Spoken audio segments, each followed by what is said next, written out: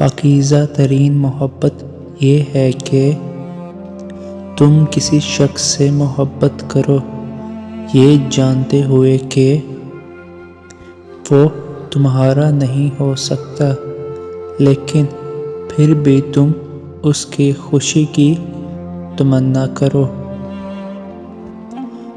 مرد کی خوبصورتی اس کی شکل میں نہیں بلکہ اس کے الفاظ میں ہوتی ہے۔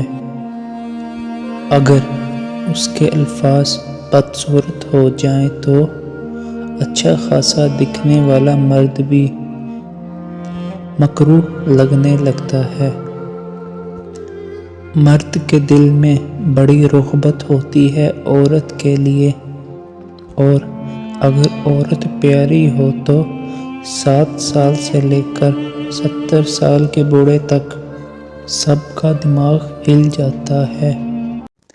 محبت وفادار کی داستان ہوتی ہے اور بے وفا کی زندگی کا ایک معمولی سا واقعہ۔